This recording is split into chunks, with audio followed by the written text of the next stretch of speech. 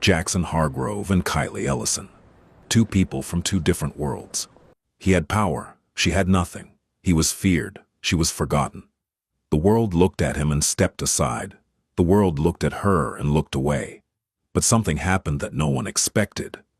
The man with all the power and all the money pretended to have nothing, gave it all up, every dollar, every connection, every signal of who he really was, because he was looking for something more valuable than anything his empire could offer. And the only person who had it was the last person the world would ever have chosen. This is their story, and it doesn't go the way you think it will.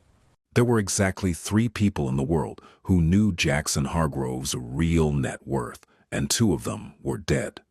The third was his consigliere, a razor-thin man named Pierce Caldwell, who sat across from Jaxson in the back of an armored Escalade, idling outside the Four Seasons in Midtown Manhattan, and said, for what must have been the 100th time that year, "You need a wife." Jaxson didn't look up from his phone.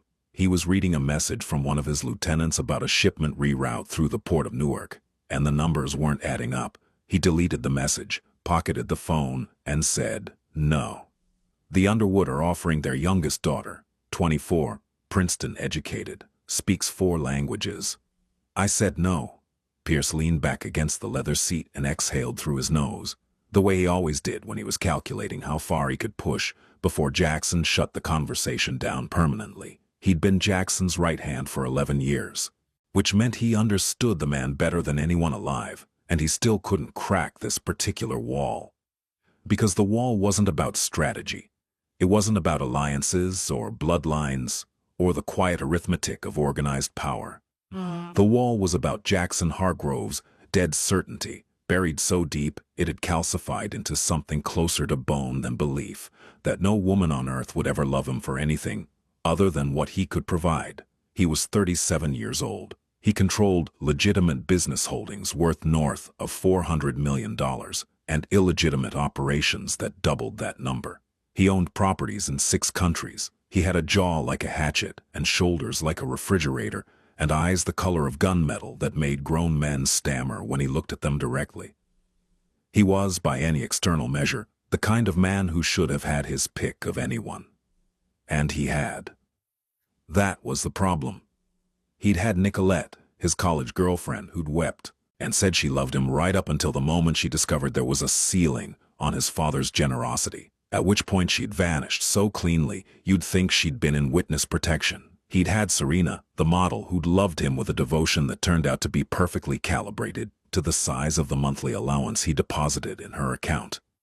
He'd had Yara, the attorney, the one he'd actually trusted, the one who'd sat across from him at a candlelit dinner in Positano and told him she saw the man behind the empire. And then he'd found the recording device taped beneath the table and the federal agent she'd been feeding information to for 9 months. Yara had been the last one. 3 years ago. Since then, Jaxson Hargrove had sealed himself inside his empire like a man walling himself into a mausoleum, and he had decided, with the cold certainty that governed every other decision in his life, that love was a transaction and transactions could be gamed. The Underwood won't wait forever, Pierce said. Then they'll stop waiting. The Escalade pulled away from the curb.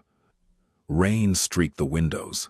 Manhattan blurred into gray light and glass, and Jaxson watched it pass without seeing any of it, because something had been growing in him for months, a thought, an idea, a plan so reckless and strange that he hadn't spoken it aloud to anyone, not to Pierce, not to his younger brother Thatcher, who ran the family's real estate front, not to anyone. He was going to find out if it was possible for someone to love him with nothing, not Jaxson Hargrove, the name that made restaurant managers sweat and judges return phone calls.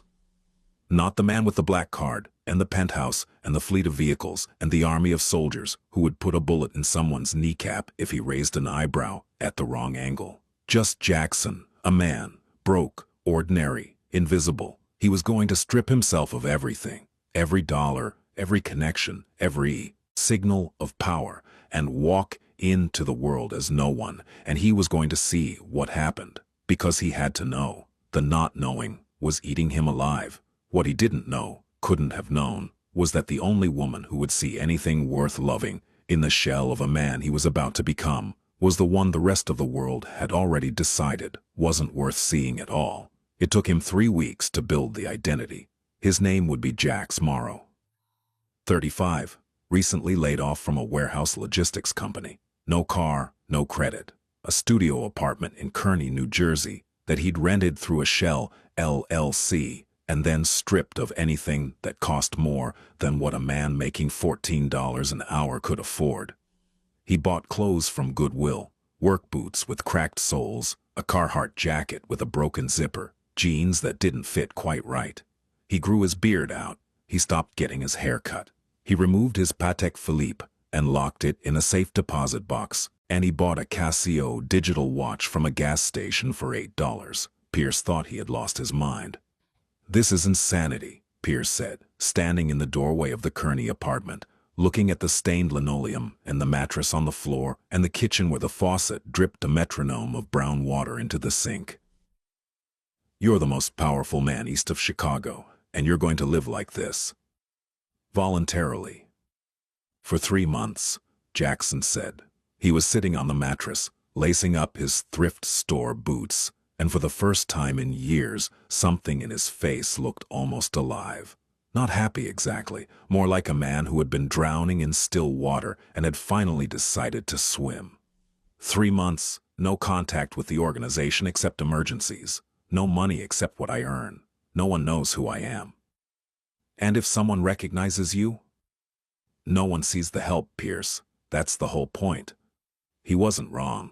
Within 48 hours, Jaxson Hargrove ceased to exist, and Jaxson, broke, unremarkable, invisible, began his life. He got a job at a grocery store, not a good grocery store, a fluorescent-lit box called Fresh Mart on the outskirts of Kearney, the kind of place where the produce wilted before it hit the shelf, and the manager, a sweating man named Gilroy, called everyone Buddy, in a tone that suggested he'd rather be calling them something worse. Jax's job was stocking shelves on the overnight shift. 10 p.m. to 6 a.m., minimum wage plus $1 because nights were hard to fill. He took the bus to get there. He carried his lunch in a brown paper bag, and for the first time in his adult life, Jaxson Hargrove experienced what it felt like to be no one. It started small. The way the bus driver looked through him when he swiped his card. The way customers at Fresh Mart spoke past him as though he were a fixture, no more human than the shelving unit he was stocking. The way people stepped around him on the sidewalk without adjusting their stride, because adjusting your stride for someone means acknowledging they're there, and Jaxson wasn't the kind of person anyone needed to acknowledge. He'd known poverty existed. He'd grown up watching it from the other side. His father's empire had been built on the backs of desperate people, and Jaxson had inherited that machinery without ever standing inside it. Now he was inside it, and the machinery looked different from here. It looked like fluorescent lights that gave you headaches after 8 hours. It looked like a paycheck that didn't cover rent and groceries in the same month. It looked like exhaustion that lived in your bones, not because the work was hard, but because the work was endless and meaningless, and no one cared whether you did it well. He'd been living the identity for 2 weeks when he decided to test the other half of his experiment. He tried dating. He created a profile on a free dating app. No premium features because Jaxson couldn't afford them. He used a photo of himself in the Goodwill clothes, unshaved, standing in front of the Kearney apartment building. He listed his job as retail associate and his interests as cooking and reading, which were the only things he could list without lying beyond the lie he was already living. The results were immediate and devastating. A woman named Chelsea matched with him, chatted brightly for 20 minutes about music and travel, and then asked what he did for a living. When he told her he stocked shelves at a grocery store, the typing indicator appeared and disappeared 3 times before she sent a single word. "Oh." She unmatched 12 minutes later. A woman named Priya agreed to meet him for coffee. She was warm and smart and laughed at his jokes, and then she watched him pay for his $3 coffee by counting exact change from his pocket. And something in her eyes shifted, not cruelty exactly, but recalibration, the way you'd adjust a thermostat. And she said she had to leave early, for a thing she'd forgotten about, and she never responded to his follow-up text. A woman named Brecken was the most honest. She sat across from him at a diner booth, looked at his cracked boots and his Casio watch, and his face that hadn't seen a proper barber in 3 weeks, and said, "Look, you seem like a nice guy, but I'm at a point in my life where I need someone with a little more stability. You know, like a plan." He did know. He was starting to understand, with a clarity that felt like a blade, exactly how much of what he'd experienced as connection in his previous life had been proximity to his wallet. It was on a Thursday evening in his 4th week. Damp October, the kind of night that smelled like wet concrete and dying leaves, that he first saw Kylie Ellison. He was sitting on a bench outside a laundromat on Bergen Avenue, waiting for his clothes to dry because the dryer in his apartment building was broken and had been broken since before he'd moved in. He was eating a gas station sandwich and watching the street do nothing in particular. And he saw a woman come out of the community center, across the road, carrying 2 cardboard boxes stacked so high she couldn't see over them. She was heavy. That was the first thing he noticed, and he noticed it the way the world had trained him to notice it, as a category, a shorthand, a filter that sorted people into boxes marked visible and invisible before they'd even spoken. She was carrying the boxes awkwardly, her arms stretched wide around them, her steps careful on the cracked sidewalk, and she was wearing a blue cardigan that was pilling at the elbows and sneakers that had seen better years. She stumbled. Not badly. One foot caught the edge of an uneven slab, and she wobbled, the boxes tipping, and she caught herself with that particular grace that heavy people develop, the constant negotiation with a world built for smaller bodies, the knowledge that every stumble is public and every recovery is watched.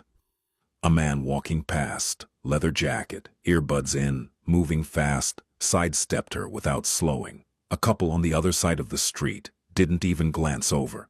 Jaxson watched her right herself, shift the boxes and keep walking, and something in the way she did it, the quiet determination, the absence of expectation that anyone would help, made him stand up.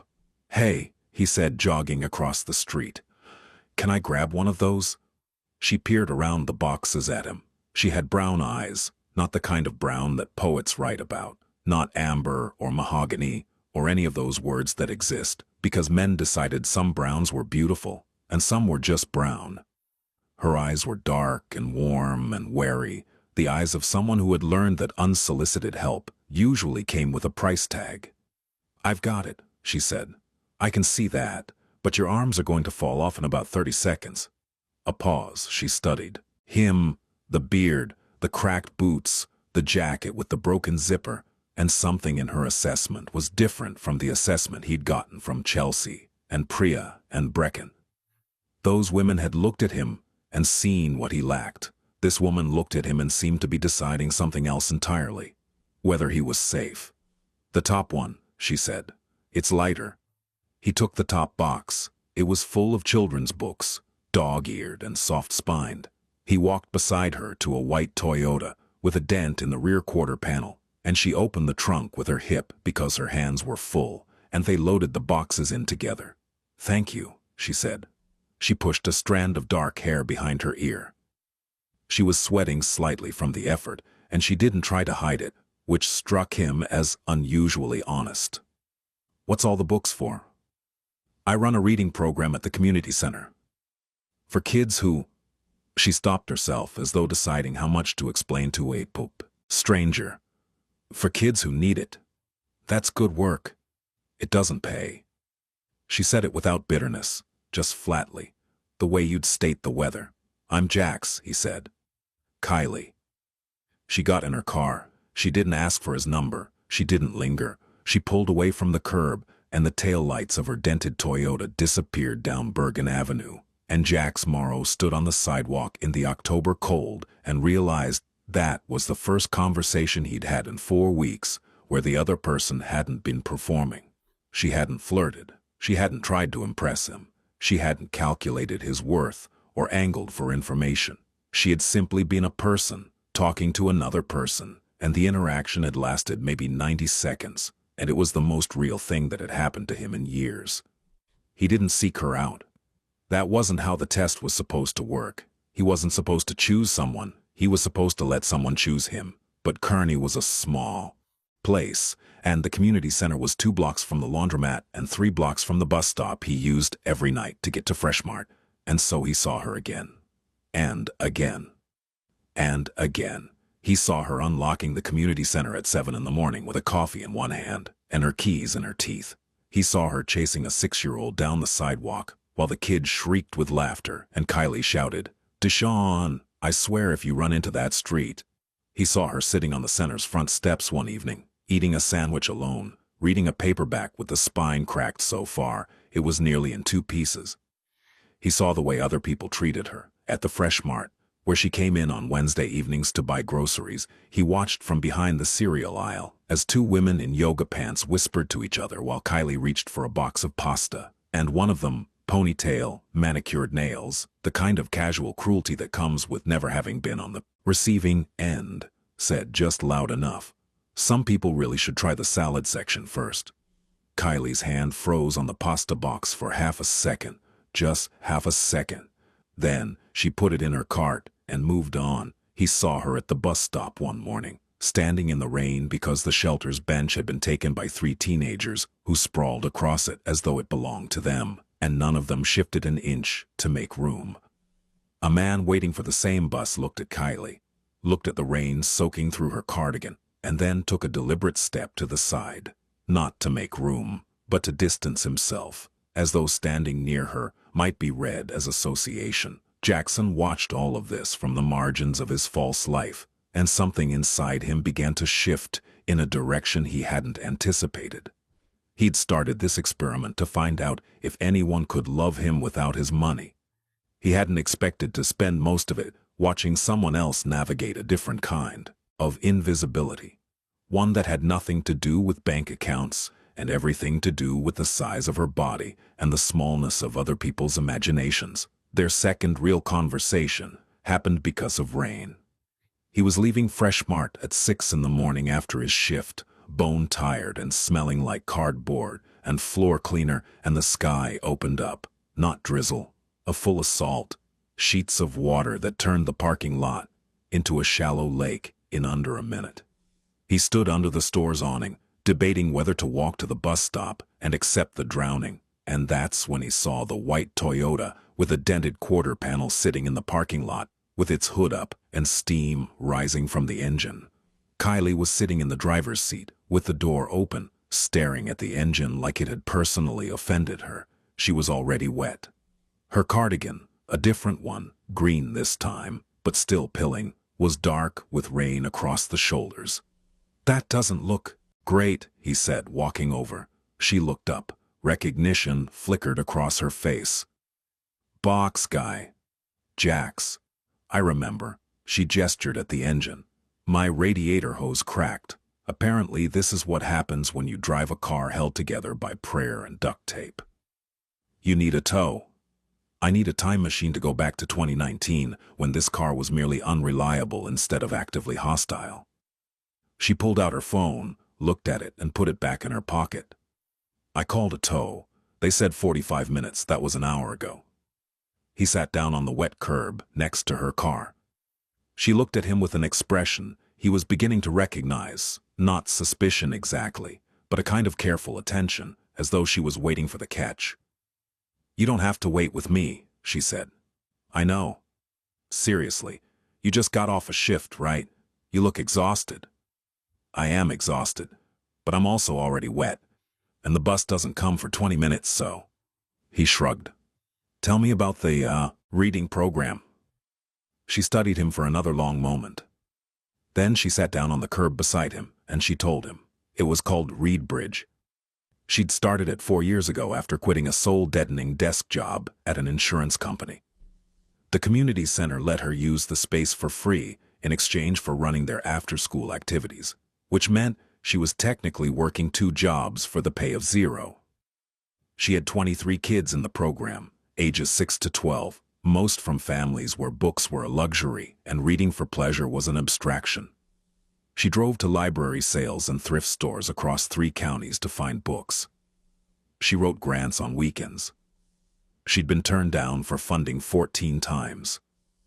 14? He said. 15, actually. I forgot about the Holcomb Foundation.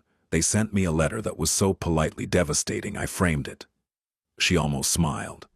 They said my program showed admirable community spirit, but didn't align with their strategic funding priorities, which I think means they gave the money to someone with a better logo. That's criminal. That's nonprofits.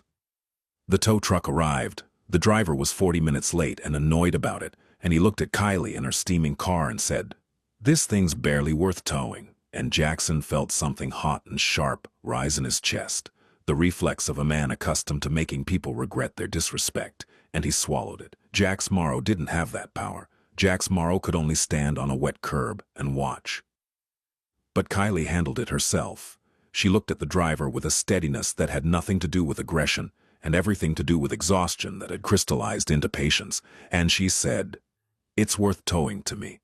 Can you take it to Ruiz Auto on Schuyler, please?" The driver shrugged and loaded it up.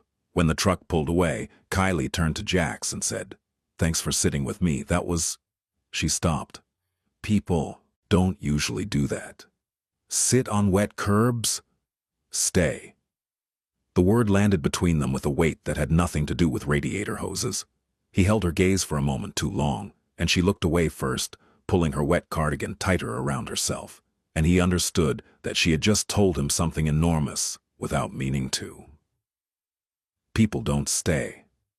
That was her experience. People leave, or they never arrive in the first place. "Oh, I'll see you around, Kylie." "See you around, Jax." After that, the seeing around became deliberate on both sides, though neither of them admitted it. He started stopping by the community center on his way to the bus stop. She was always there, painting a mural with kids, or reorganizing bookshelves, or arguing on the phone with someone about a water heater that had been broken for 3 months. He'd lean against the doorframe and wait for her to notice him, and when she did, her face would do something complicated.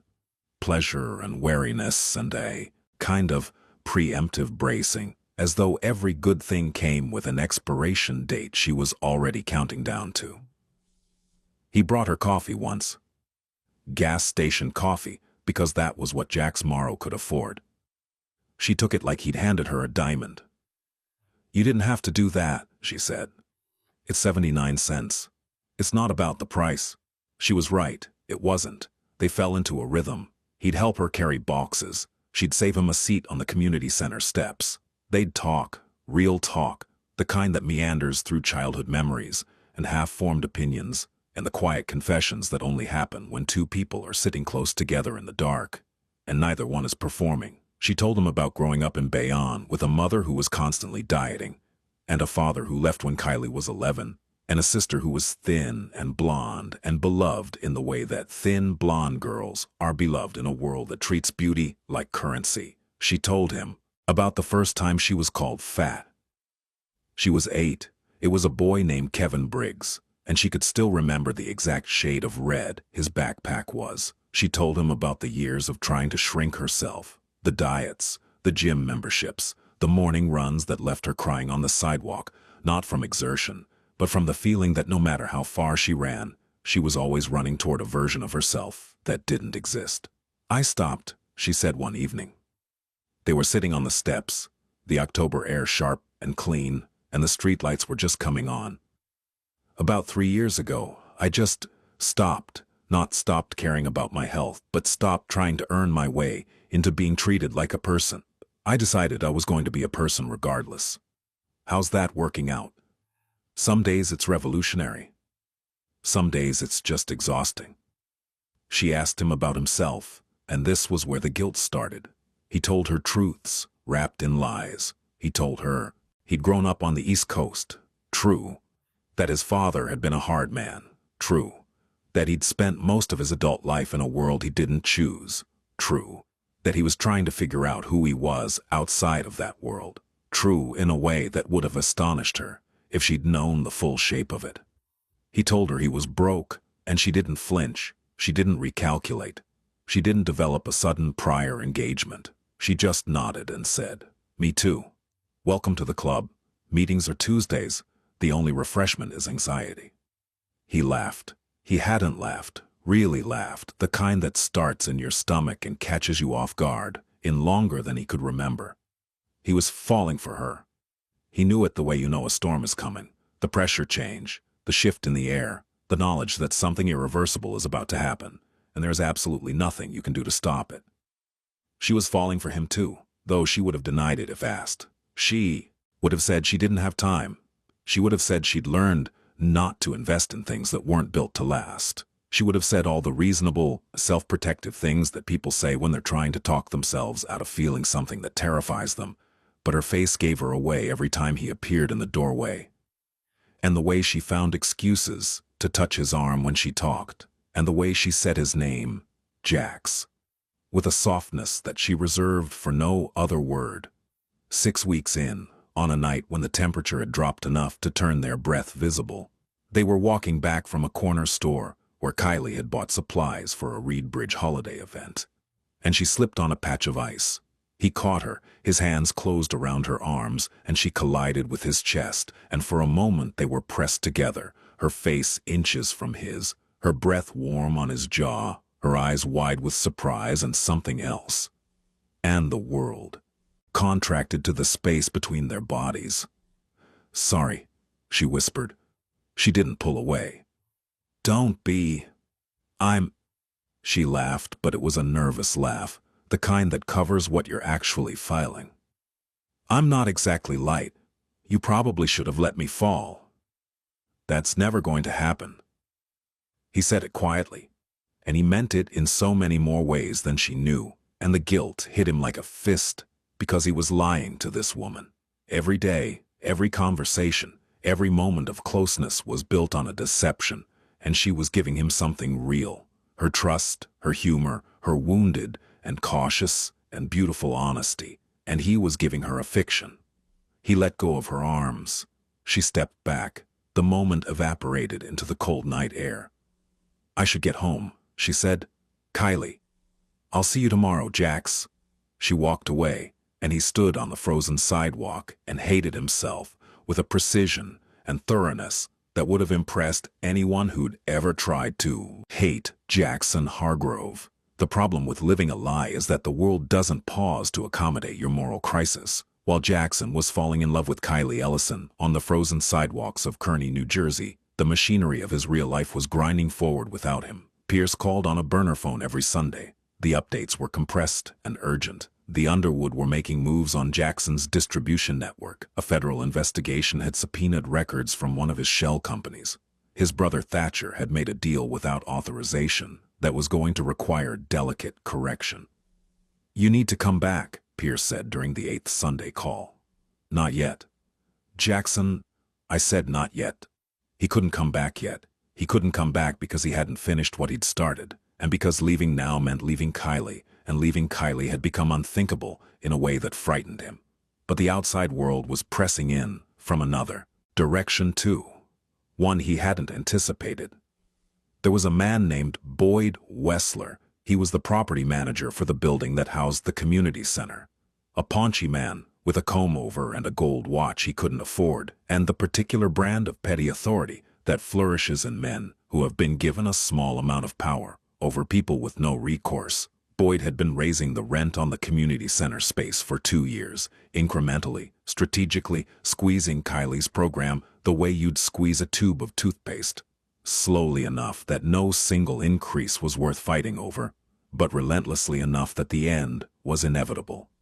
Jaxson learned about Boyd because Kylie told him one evening on the steps, in a voice that was trying very hard to be matter-of-fact and failing. "He wants to raise it another $300 a month. That's..." She did the math in her head, the way people do when every number is a wound. "That's more than I bring in from donations in a good month. I can't cover it. Can you negotiate?" "I've tried." He doesn't negotiate. He just tells me I'm welcome to find another space and then looks at me like he's doing me a favor by not kicking me out today. She picked at the hem of her cardigan. "He also..." She stopped.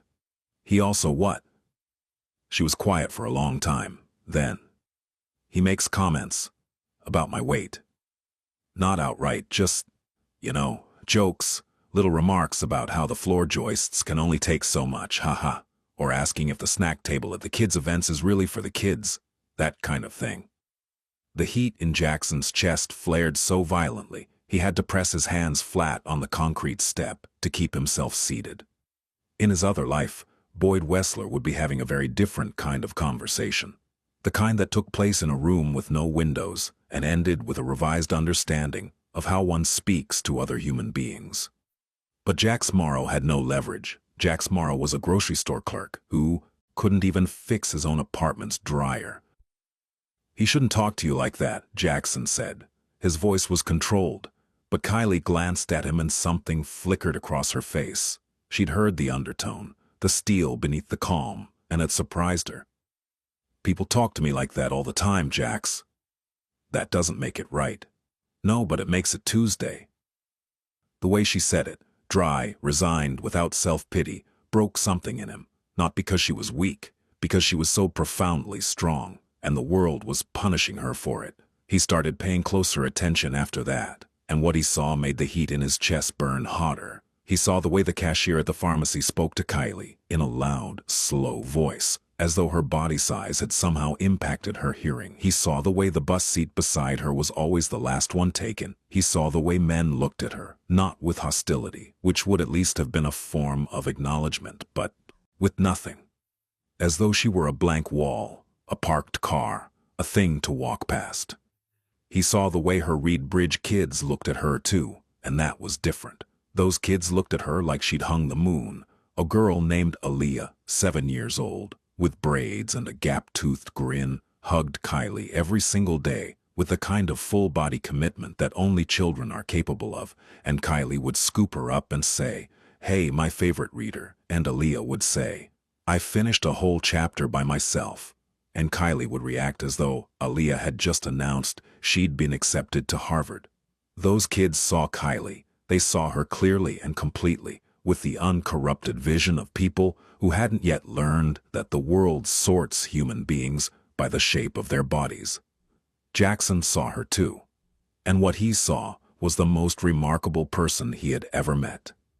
Not because she was kind, though she was, not because she was brave, though she was that too, but because she had built a life of meaning in a world that had told her every day in 1,000 small and large ways that she didn't matter, and she had refused to believe it. She had taken the hand she was dealt and played it with a grace that put every power broker and kingpin Jaxson had ever known to absolute shame. He wanted to tell her the truth. The urge was a physical thing, a pressure behind his sternum that built every time she looked at him with those brown eyes that held more honesty than he deserved.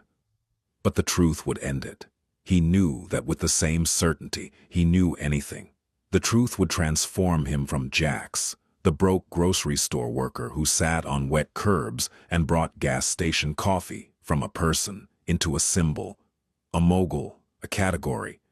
And she would look at him and see the category, and the man she'd been building something with would disappear, replaced by a headline. So he kept lying. And the lie got heavier every day. The crisis came on a Friday evening in late November. The community center was hosting its annual Reed Bridge celebration, a small event, potluck style, where the kids read excerpts from their favorite books, and Kylie gave out hand-decorated certificates, and parents who worked 3 jobs somehow found time to show up and clap for their children. It was the kind of event that doesn't make the news and keeps the world turning. Jaxson was there. He'd been helping Kylie set up since 3 o'clock, hanging paper streamers and arranging folding chairs and testing the ancient sound system that required a specific sequence of button presses and percussive maintenance to function. He was wearing his cleanest Goodwill flannel, and he'd trimmed his beard, and Kylie had looked at him when he walked in and smiled in a way that made his chest ache. But the kids were reading. Aaliyah was in the middle of a passage from a book about a girl who talks to dolphins, reading slowly and carefully and with enormous concentration when Boyd Wessler walked in. He wasn't alone. He had 2 men with him, suits, clipboards. the universally recognizable energy of people who are about to deliver bad news and feel important about it. Boyd surveyed the room with the satisfied expression of a man who has been building towards something unpleasant and has finally arrived. "Ms. Ellison," he said loud enough to cut through Aaliyah's reading. The girl trailed off, looking up with wide eyes. "We need to talk." Kylie moved toward him, keeping her voice low. "Boyd, we're in the middle of an event. Can this wait?" "Wait, it can't, actually." He held up a folder. "Your lease expires at the end of the month. I'm not renewing it." The room went quiet, not the quiet of attention, but the quiet of oxygen, being sucked out of a space. Parents looked at each other. Kids looked at their parents. Aaliyah was still standing at the makeshift podium, her book open in her hands, her lower lip starting to tremble. "You told me I had until January," Kylie said. Her voice was steady, but Jaxson could see her hands shaking at her sides. "Plans change. The space has been leased to a new tenant, effective December 1st. Boyd smiled. It was the smile of a man who knows he holds all the cards and wants you to know it too. "Oh, you'll need to have everything out by the 30th. "Boyd, these kids, this program, is not my concern, Ms. Ellison. Business is business." One of the parents, a woman in scrubs who'd clearly come straight from a shift, stood up. "She's been here for 4 years. You can't just—" "I can, actually. It's my building." Boyd looked around the room with the expression of someone surveying an inconvenience. His gaze landed on the potluck table, then on Kylie, and the corner of his mouth twitched. Maybe if the budget had been spent on rent instead of refreshments. He didn't finish the sentence. He didn't need to. The implication hung in the air like smoke, and Jaxson saw Kylie's face change, saw the armor she'd spent years building crack just for a moment, just enough for the hurt to show through. And something inside him detonated, not the contained, strategic anger of Jaxson Hargrove, who dismantled enemies with phone calls and legal maneuvers and the occasional, calculated demonstration of consequences. This was something raw. This was the anger of a man watching the woman he loved be humiliated in front of the children she had given everything to protect by a small, cruel man who thought the world owed him deference because his name was on a lease. He stepped forward. "Get out." Boyd looked at him for the first time, looked at the cracked boots and the Goodwill flannel and the trimmed beard that still couldn't quite disguise the face of a man who had made other men beg. "Excuse me?" "I said get out. You've delivered your message. Now leave."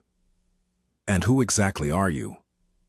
Jaxson looked at him, just looked, and whatever Boyd Wessler saw in those gunmetal eyes, whatever evolutionary signal fired in the reptilian base of his brain that told him this was not a grocery store clerk. This was not a man you could dismiss, made him take a half step backward. "I'm someone who's asking you to leave," Jaxson said quietly. "Right now, before this conversation goes somewhere neither of us wants it to go." Boyd left. His two suits followed. The door closed behind them, and the room exhaled. But the damage was done. Kylie stood in the middle of the community center with her paper streamers and her folding chairs and her hand-decorated certificates. And she looked like someone who had just watched a building collapse, with everything she owned inside it. Aaliyah walked up to her and pulled on her sleeve. "Miss Kylie, do I still get to read my book?" Kylie looked down at the girl, and she did something that made Jackson's throat close. She smiled, not a real smile, a constructed one, built from sheer willpower and the refusal to let a 7-year-old see her fall apart. "Of course you do, baby. Go ahead." Aaliyah went back to the podium and kept reading about the girl who talks to dolphins, and Kylie stood with her arms crossed and her shoulders square and her eyes bright with tears she would not let fall. And Jaxson understood with a certainty that felt like a wound, that he was in love with this woman and that he had been lying to her every day, and that both of those things could not continue to be true at the same time. After the event, after the parents took their kids home and the folding chairs were stacked and the streamers were pulled down, Kylie sat on the steps of the community center and cried. She didn't cry the way she did anything else in public. carefully, minimally, with an awareness of being watched. She cried like someone who had been holding a dam in place with her bare hands for years and had finally let go. Jaxson sat beside her and said nothing. He didn't try to fix it. He didn't offer platitudes. He just sat there, close, enough that his shoulder touched hers, and let her feel whatever she was feeling without commentary. When the crying slowed, she said, "I don't know what I'm going to do." "You're going to figure it out." "I don't have anywhere to take them, Jax. I've been looking for months. Every space I can afford is a closet or a condemned building, or 3 bus transfers from where the kids live, and the ones that are right are," she laughed, wet and bitter, "are priced for people who aren't me." "What if I could help?" She looked at him. "You stock shelves at a grocery store." "I know, but Jax." She put her hand on his arm. "You're the kindest person I've met in a long time, but kindness doesn't pay rent. Trust me. I've tested that theory extensively." He wanted to tell her. The words were right there, stacked behind his teeth, like ammunition. "I'm not who you think I am. I have $400 million. I could buy that building, and every building on this block, and make Boyd Wessler spend the rest of his life regretting the day he learned your name." But he couldn't, because the moment he said those words, everything they'd built, every honest conversation, every wet curb, every gas station coffee, would be retroactively contaminated. She would look back at every moment and wonder what was real. She would wonder if he'd been studying her, testing her, manipulating her. She would wonder if his presence in her life had been an experiment. And the answer, horribly, was yes. It had started as an experiment. It had stopped being one the day she said, "People don't usually stay," on a rainy curb outside Freshmart, and something inside him recognized something inside her. "I'll help you find a space," he said. "We'll figure it out." "Jax, Kylie, I'm not going anywhere." She looked at him for a long time. Then she leaned her head against his shoulder, and he put his arm around her, and they sat on the steps of a community center that was about to be taken from her, and neither of them said anything. And it was the most honest moment of Jaxson Hargrove's deeply dishonest life. The next 2 weeks were a frantic scramble. Kylie called every church, every community organization, every sympathetic business owner in a 10-mile radius, looking for a space she could afford. Jax helped. He made calls on his lunch breaks, visited spaces on his days off, drafted letters to potential donors in handwriting that was considerably more polished than a grocery store clerk's should have been, though Kylie didn't comment on it. They found nothing. Every option was too expensive, too far, or too broken. The clock ticked toward December 1st, and Kylie's composure began to fray at the edges. And then, because the universe has a sense of timing that borders on cruelty, the other shoe dropped. It was a Tuesday evening. Kylie was at the community center, packing boxes, slowly, reluctantly, each book she wrapped in newspaper, a small concession to defeat, when Boyd Wessler returned. This time he wasn't there about the lease. This time he was there about something else entirely. Jaxson wasn't there when it happened. He heard about it afterward from Kylie, who told him in a voice so flat and controlled that it terrified him more than tears would have. Boyd had come in alone. He'd watched her pack for a moment. Then he'd closed the door behind him, and he'd said, "You know, Kylie, this doesn't have to be so hard." She'd kept packing. "What do you mean?" "I mean there are arrangements, ways to make things work for people who are willing to be flexible." She'd looked up, and she'd understood, not from his words, but from the way he was standing, too close, hip against a table, arms crossed with a deliberate casualness that was the opposite of casual, and from the way his eyes moved over her body, not with attraction, but with the possessive assessment of a man who believes that a woman with no options is a woman who belongs to him. "Get out," she'd said. "Think about it. You need a space. I have a space. We could help each other." Get out. He'd left. And Kylie had sat down on the floor of the community center, surrounded by half-packed boxes of children's books, and she'd felt something she hadn't felt in years. Not sadness, not anger, but a deep, marrow-level exhaustion with the project of being a woman in a world where men like Boyd Wessler existed, and thrived and faced no consequences. She told Jaxson the next day. She told him on the steps, in the cold, in the voice that was trying to be a report and kept threatening to become something else. When she finished, the silence that followed was so complete that she could hear the traffic signal clicking on the corner a block away. "Jax," she said, "say something." He was gripping the edge of the concrete steps so hard that his knuckles had gone white. His jaw was clenched, his eyes, which she had always found warm in a way that surprised her. Warm wasn't a word she'd have expected to apply to those steel-gray irises, were not warm now. They were something else. Something that looked like the blade of a knife catching light. "I'm going to handle this," he said. "What does that mean?" "It means I'm going to handle it." "Jax, you can't. You're a—" She stopped. She'd been about to say, "You're a stock boy," and the words felt wrong, not because of what they implied about his limitations, but because something in his voice, in his entire bearing, had shifted in a way that didn't match the man she thought she knew. "What are you going to do?" "I need to make some calls." "Calls to who?" "Jax, talk to me." But he was already standing up, and the look on his face was one she'd never seen before, not on Jax Morrow's face anyway. It was the look of a man who has been restraining himself for a very long time and has just decided to stop. He called Pierce from a payphone 3 blocks away.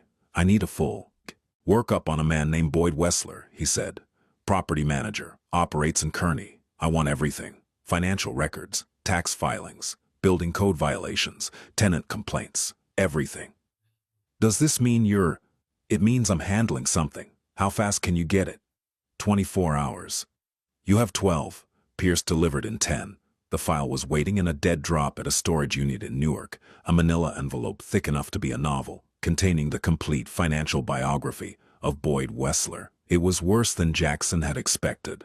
Boyd wasn't just a petty tyrant. He was a fraudulent one. He'd been inflating maintenance costs across his properties for years, pocketing the difference. He'd failed to address building code violations in 3 of his buildings, including one that had a structural issue in the stairwell that could, according to an engineer's report that had been conveniently buried, collapse under stress. He was behind on property taxes. He'd been the subject of 2 harassment complaints from former tenants, both quietly settled with non-disclosure agreements. Boyd Wessler was a house of cards in a cheap suit, and Jaxson Hargrove held every breeze. The question was how to use it. The old Jaxson would have made 1 phone call. Boyd would have been visited. There would have been a conversation, the kind of conversation that leaves no marks and creates lasting impressions, and the problem would have been resolved within the hour. But Jaxson was acutely aware that he was standing at a crossroads that had nothing to do with Boyd Wessler and everything to do with who he wanted to be.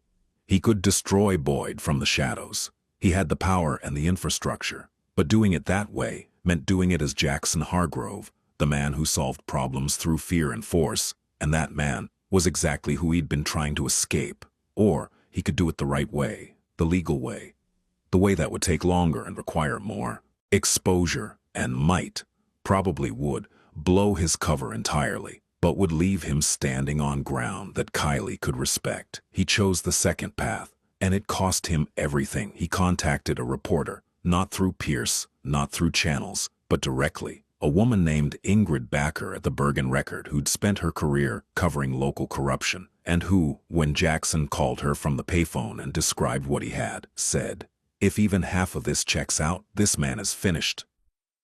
He gave her the documents, all of them. He gave them anonymously, refusing to identify himself, and Ingrid was experienced enough to accept the arrangement without pressing. Then, he called a lawyer, a real one, a legal aid attorney named Clementine Vasquez, who worked tenant rights cases pro bono, and who, when she reviewed the building code violations and the harassment complaints, said, "This is actionable. This is very, very actionable." He put Clementine in touch with the 2 women who had signed NDAs, and Clementine said the NDAs were unenforceable because they'd been signed under duress, and the women agreed to talk, and Jaxson felt something he hadn't felt since the beginning of this entire experiment. Useful. Not powerful, useful. There was a difference, and it was enormous. The Bergen Record ran the story on a Monday.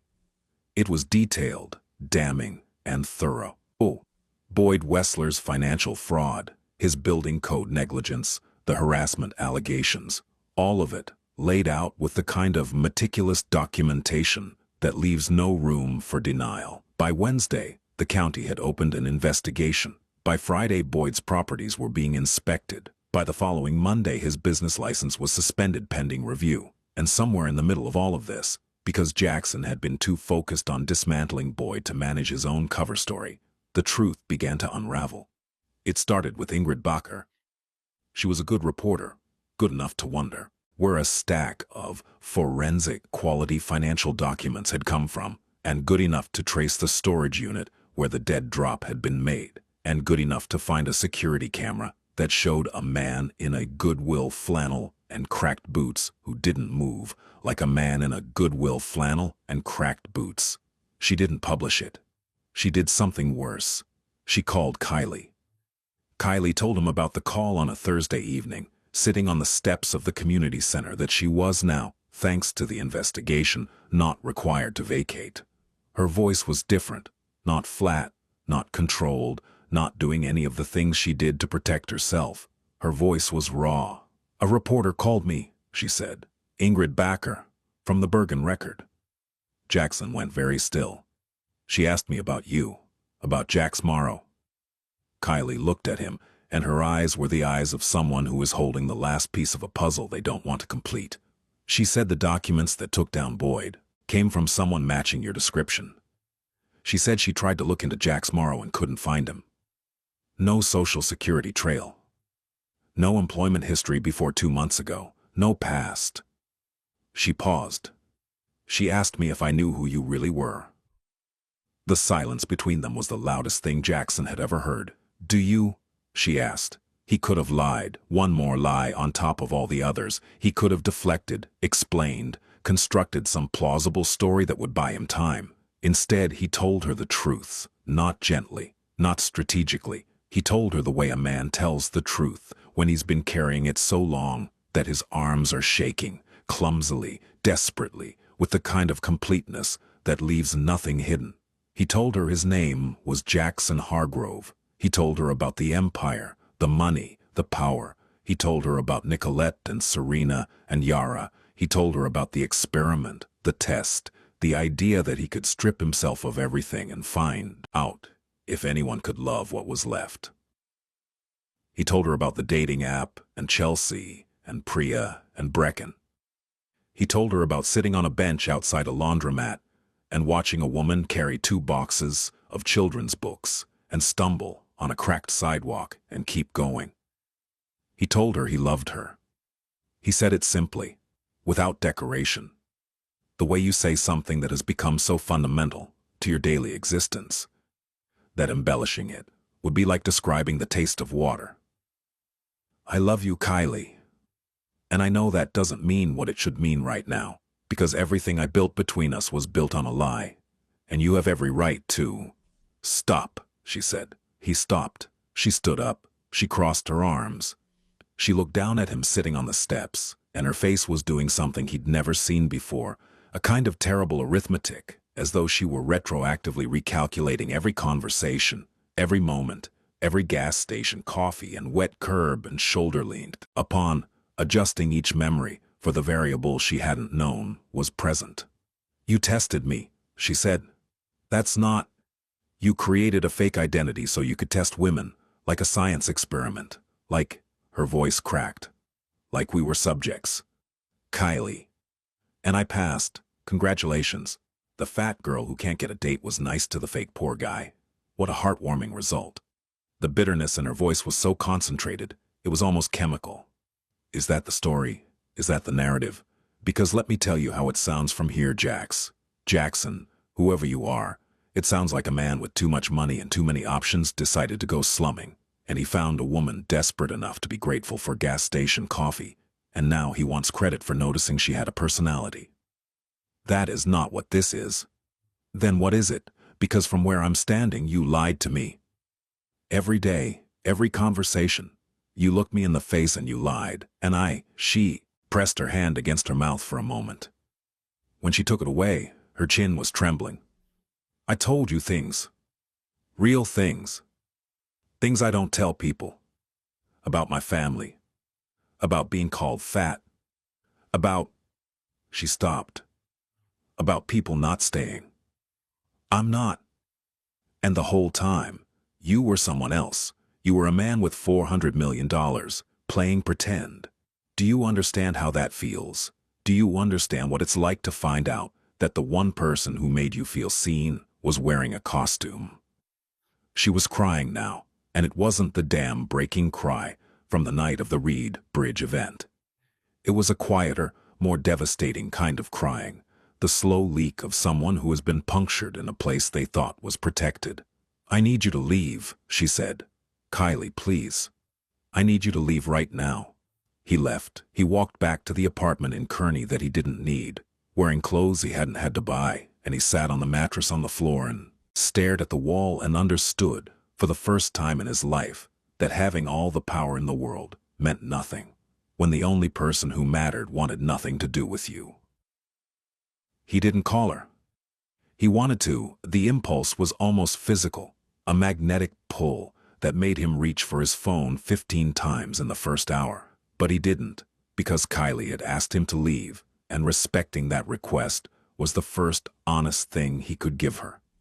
Instead, he did something he hadn't done in the entire 10 weeks of the experiment. He went home, not to the Kearney apartment, to the real home, the penthouse on the Upper West Side, 63 floors above the city, where the closets were full of hand-tailored suits, and the kitchen had appliances that cost more than most people's cars, and the view of Central Park was so vast and beautiful, it felt like a form of aggression. He stood in the foyer and felt nothing, less than nothing. The marble floors and the recessed lighting and the art on the walls. All of it looked like a movie set, hollow and unconvincing, a display that had been assembled to communicate wealth to people who could be impressed by such things. Kylie would not have been impressed. She would have looked at this place and seen what it was, a very expensive way to be alone. Pierce was waiting. His consigliere had the good sense not to comment on Jackson's appearance. The beard, the Goodwill clothes, the expression of a man who has recently lost something he didn't know could be lost. The Moretti situation needs attention, Pierce said, and the federal subpoena. I need you to do something for me first. Name it. The community center in Kearney. The one on Bergen Avenue. I want the building purchased, quietly, through a non-profit shell, not connected to me or any of our holdings. The purchase price should be fair market value. I don't want to lowball it and create questions. And the current property manager, Boyd Wessler, is going to have his hands full with the county investigation. Let the legal process handle him. I also want a trust established to fund the Reed Bridge program. Perpetual, enough to cover rent, supplies, salaries for 2 additional staff, and a transportation fund for the kids who live outside walking distance. The trust should be managed independently. Kylie Ellison should have no idea where the funding comes from. Pierce wrote it all down without expression. Then he looked up and said, You found someone. I found someone who found me, and who now never wants to see me again. So this is, what, a parting gift? Jaxson looked out the window at the city, at the bridges and the lights, and the incomprehensible enormity of a place where 8 million people lived within arm's reach of each other, and most of them were alone. It's not for me, he said. It's for 23 kids who need a place to read. The trust was established within a week. The building purchase took longer, 3 weeks of legal filings and inspections. But by mid-December, the community center was owned by a nonprofit called Cornerstone Community Holdings, and Kylie received a letter informing her that her rent had been reduced to $1 per year and that a grant had been approved to fund Reed Bridge operations for the next 5 years. She called the number on the letter. It went to a law firm in Manhattan. She asked where the funding came from. They told her the donor wished to remain anonymous. She asked again, more forcefully, and they repeated the answer, and she hung up and sat in the community center surrounded by books and kids and a future she hadn't dared to imagine. And she knew exactly where it came from. He didn't call her. He didn't send her messages. He didn't engineer accidental encounters. He went back to his life, the suits, the meetings, the carefully managed violence of his empire, and he carried Kylie Ellison with him like a stone in his pocket, a constant weight that reminded him of everything he was and everything he was not. But he did one more thing. He went back to Boyd Wessler. Not as Jax Morrow and not through intermediaries. He went as Jaxson Hargrove in a three-piece suit, in the back of the armored Escalade, and he had Pierce arrange a meeting at a diner on Route 17 that Boyd was too confused and too frightened to decline. Boyd sat across from him and recognized nothing. He didn't see Jax Morrow. He saw a man in a suit that cost more than Boyd's car, with eyes that were doing something to the air temperature in the booth. "Do you know who I am?" Jaxson asked. "No. Should I?" "Probably not, but you should know that I'm aware of everything you've done. The financial fraud, the building code violations, the harassment." He paused. "All of it." Boyd went pale. "Those allegations are... The investigation is going to proceed. I'm not here to threaten you, Mr. Wessler. I don't make threats. I'm here to tell you that you're going to cooperate fully with the county investigation. You're going to accept whatever penalties are assessed, and you're going to leave Kearney. Not because I'm telling you to. Because the alternative, when the full scope of your activities comes to light, is going to be significantly less comfortable than relocation." Boyd opened his mouth, closed it, opened it again. "Who are you?" Jaxson stood up. "Someone who sat on a curb in the rain once and watched you humiliate a woman who was worth more than everything you'll ever own." He left Boyd sitting in the diner booth with his coffee going cold and his hands trembling on the table, and he felt nothing. No satisfaction, no catharsis, no sense of justice served. Just the flat gray absence of a man who has done what needed doing and knows it changes nothing about the thing that actually matters. 3 weeks passed. Christmas came and went. Jaxson spent it in the penthouse, alone, reading a book about maritime law that he didn't care about, while the city sparkled 63 floors below. And then, on a Tuesday evening in early January, Pierce called and said, "There's a woman at the lobby desk asking for you. She says her name is Kylie Ellison." Jaxson didn't breathe for 3 seconds. Then he said, "Send her up."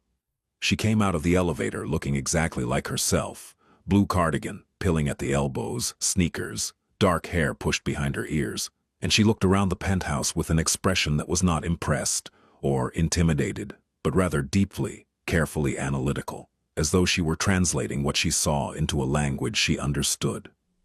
"So this is what $400 million looks like," she said. "Some of it. It's very, she searched for the word, echoey." He almost smiled. "It is." She didn't sit down. She stood in the middle of his living room with her arms crossed and her chin up, and she said, "I know it was you. The building, the trust. Reed Bridge. Kylie, don't deny it." "I wasn't going to." "Good." She took a breath. "I came here to say 2 things.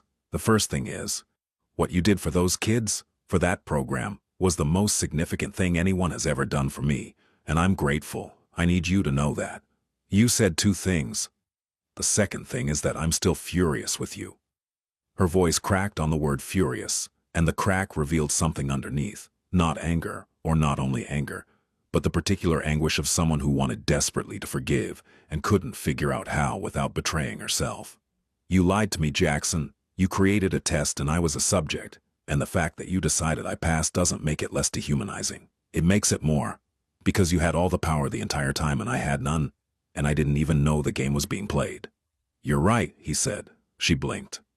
"What?"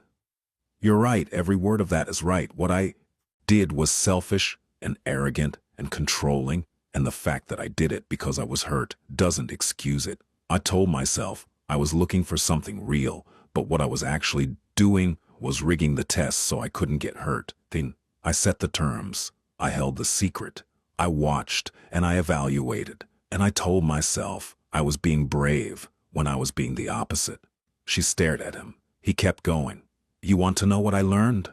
I didn't learn that you were real. I already knew that. I knew it the first time you told me people don't usually stay, and I knew it when you sat on the floor of that community center packing books, while your heart was breaking, and I knew it every time you looked at me and saw a person instead of a paycheck. What I learned is that I'm the one who wasn't real. I was hiding from you, from myself, from the possibility that someone could see me clearly and still choose to leave.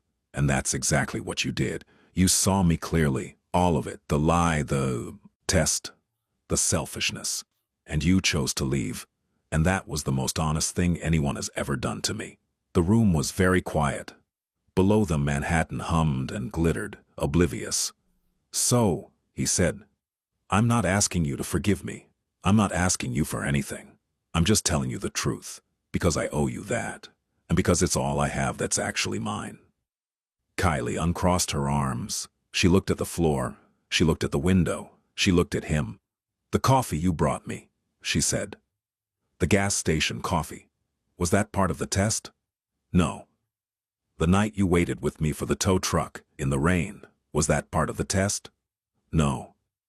"The way you looked at Boyd Wessler when he came into the Reed Bridge celebration, like you were going to take him apart with your bare hands, was that? That was the realest thing I've felt in 10 years. She pressed her lips together. Her eyes were bright. "I can't just—" She stopped, started again. "I can't just fall into this. Into you. Into this." She gestured at the penthouse, at the marble and the glass, at the empire that lived behind it. "Because this isn't my world, Jaxson. My world is community centers and bus stops and gas station coffee, and if I step into this, I need to know that I'm stepping in as me, not as the woman who passed the test, not as a symbol, or a story, or a proof of concept.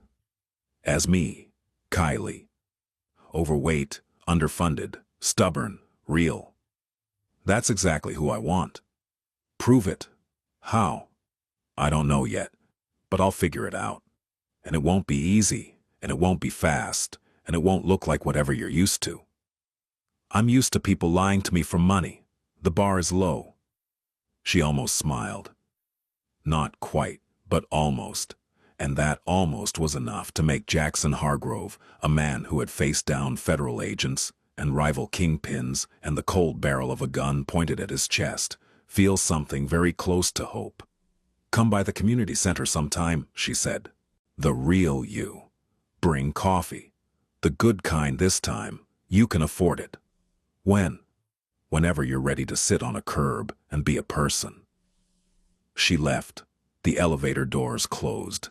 The penthouse was quiet. He was there the next morning, not in a suit, not in the Goodwill flannel either. He wore jeans that fit and a jacket that wasn't broken and boots that didn't have cracked soles. And he carried 2 cups of coffee from a place on Newark Avenue that roasted their own beans. And he sat on the steps of the community center at 7 a.m. and waited.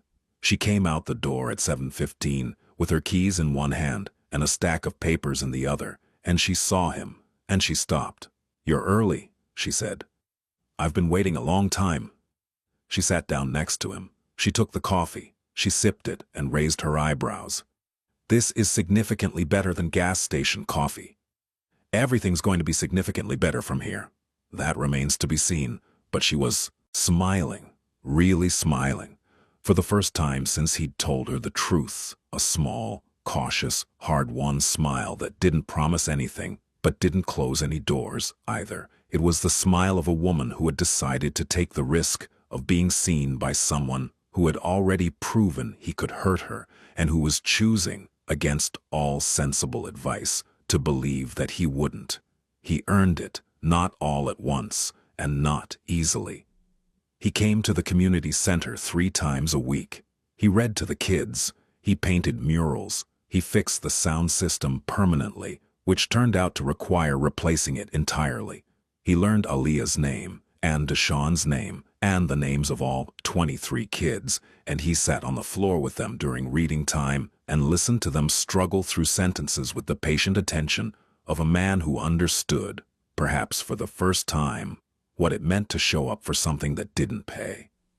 He introduced Kylie to his world incrementally, not the violent parts. Those he kept sealed away, walled off, and began the slow, painful process of dismantling.